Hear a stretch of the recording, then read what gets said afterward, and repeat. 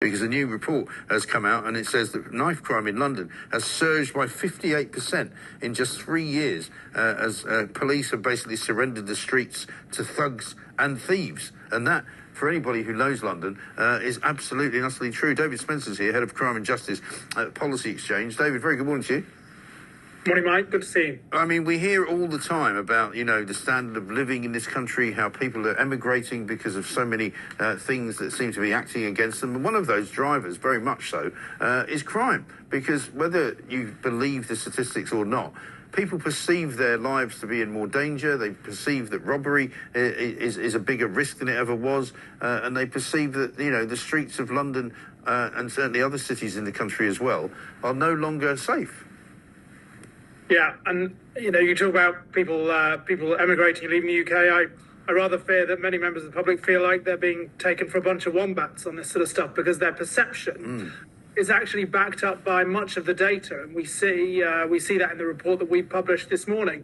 You talk about the last 3 years. If we look at the last decade, knife crime has gone up in the capital by 86%, and last year there were 16,000 knife crime offences, which is the highest since modern records began. So there is a really serious problem here, and we think it's time the government, City Hall and the police should be really changing the way they operate to tackle it. Yeah, I mean, this is the thing. But you've got people on the left who maintain, for example, there's a bloke called Sebastian Salek who's been tweeting about how, London is actually a much better city now than it ever was. Crime is going down. London is getting safer, he claims. Knife crime is lower now than in 2016. The murder rate fell 28% from 2019 to 2023. Well, 2023 was a long time ago. That was 2 years ago. And I assume that has changed now. London is a diversity success story, he says, a booming economic powerhouse. We mustn't let the right get away with their fear-mongering. Well, I'm sorry, it's not fear-mongering, is it? It's actually happening. It's what people see before their very eyes. Well, certainly when it comes down to knife crime, and within that robberies and thefts, what we see is very clearly that those offences have gone up in recent years. And I didn't see the thread, the tweets that you're talking about, but certainly from what you're describing, it sounds like it's just not accurate. No. We know that knife crime has gone up, and over 60% of knife crime are robberies. And generally it's a mobile phone, or in a substantial number of cases, it's a mobile phone that's being stolen. Yeah. And the other interesting thing that we find as well is actually that these sorts of offences are very highly what we call geographically concentrated. So actually most of London is pretty safe. There's a lot of parts of London where there is very little or no knife crime. But where these crimes do happen, and we highlight a particular place around Oxford Circus in London's West End, there is a lot of knife crime and a lot of robberies. Yeah.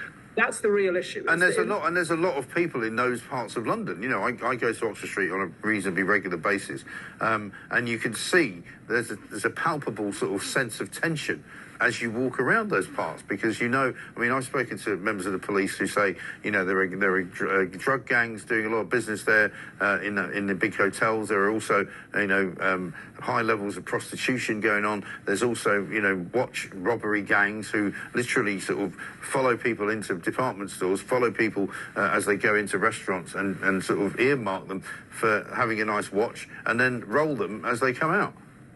That's right. And one of the things that we know is because this sort of offending is so concentrated in such small areas that actually that insight means that there are specific things that the police can do to tackle it. And so two of the things that we talk about, particularly in the report today, are stop and search, which we've talked about before, and the use of live facial recognition, which needs to be done carefully and with proper protections in place. But those two tactics alone can have a significant impact in these sorts of places. Yeah, and also visibility of police. And I have to say, as I do walk around whenever I'm in Oxford Street, you don't see any. There's just not one police officer to be found. That's right. And the reality is that in most cases, and this will not come as a big surprise to you or any of your viewers, is that when the police are there, criminals commit less crime. They are far less likely to commit a crime in front of a police officer. That's pretty rare, actually, because they know they'll get caught. So where we've got this situation where it certainly looks like there are fewer police officers on patrol, then obviously crime's going to go up. Right. One of the interesting things we found, we looked at the Met's own workforce data on this, and they've got 140 officers, police officers, in what they call their transformation They've got 23 officers in their human resources department. They've got over 20 officers in their culture and diversity department. Yeah. And you wonder, why are these officers not on the front line in places where these crimes are happening rather than in their comfortable desk jobs? Exactly right. And whenever I speak to victims of crime, they say to me that, the police were quite helpful on the night, that I got my bag stolen and my phone nicked. But they actually said to me, we probably won't catch the person responsible, and even if we did, there's not much we can do to get them put away because there's no space for them in the prisons anyway. And the odds bear that out. So, in London, only 1 in 20 robberies were solved last year. Only 1 in 170 what we call theft person offences. So that's where you might get pickpocketed or your phone gets snatched out of your hand, that sort of thing. So actually, very few of these offences are being solved.